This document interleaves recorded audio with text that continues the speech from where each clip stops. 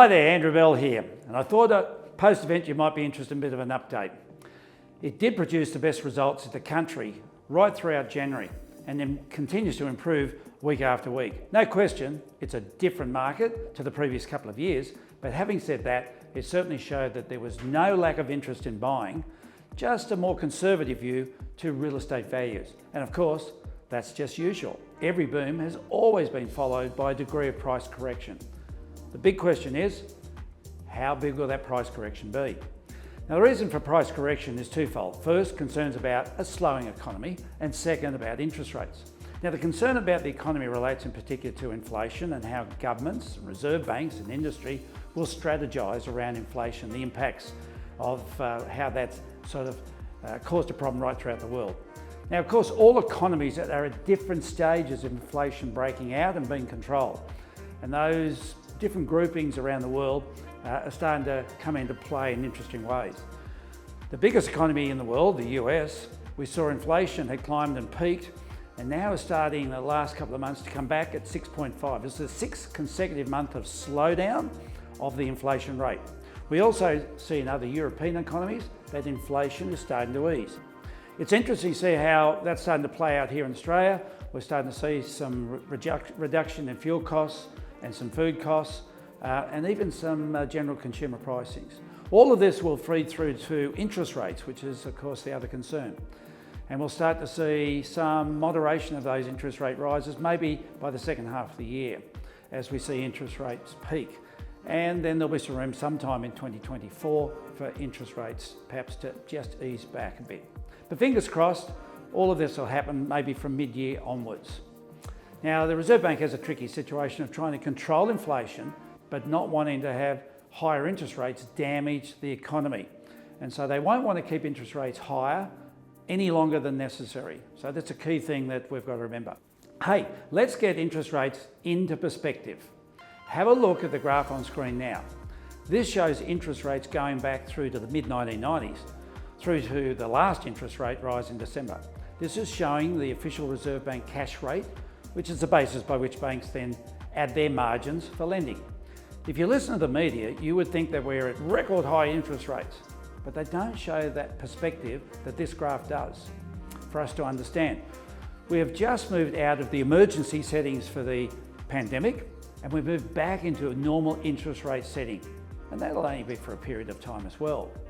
So while interest rates are high, the great majority of Australians will continue to have some hesitancy in the marketplace, even though we still suffer with a great number of buyers, huge number of buyers, more buyers than we have properties on the market. There's a real shortage.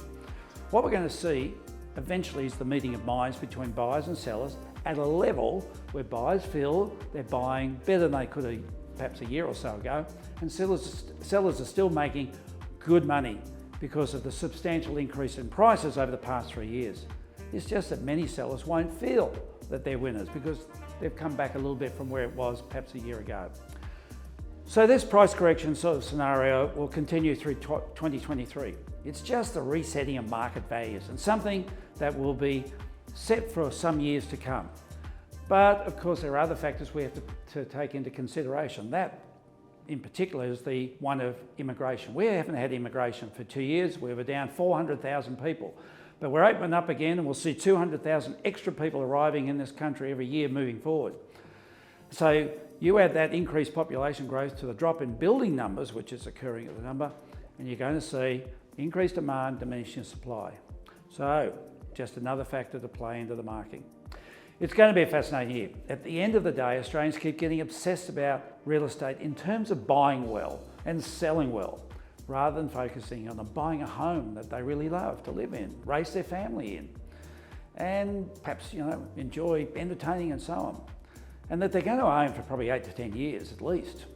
Now, through this cycle of history, it tells us people will do well. There's a huge demand for investment properties at the moment, and they're delivering incredible yields. It's going to continue for quite some time to come. That's where all the new immigrants first go, into rental properties.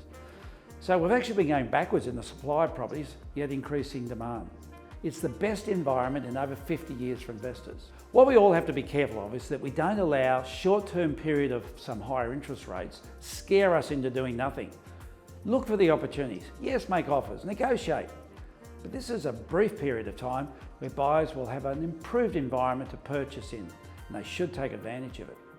Remember the graph, we're not in high interest rates at all, we're in normal interest rate environment. Okay, a quick shout out to let everyone know that we're now taking bookings for our business meet sports lunch on the 17th of March. It's a huge fun day. Very casual, very entertaining. Some surprise leading sports entities will be interviewed, as well as one of Australia's wealthiest and most successful, if not most fascinating personalities, Bruce Matheson, whose liquor empire has resulted in him providing 1 in 2 alcoholic drinks served in Australia every year. From a kid who left school at 13 to one of Australia's most successful human beings. It's a fascinating story. We had part 1 last year's lunch, but by very popular demand, we're back to get the second half of Bruce's story. Details on screen now to book. It's a great fun Friday afternoon. Get your booking in early. Well, that's it for this week. I'll look forward to being back with you in a fortnight's time.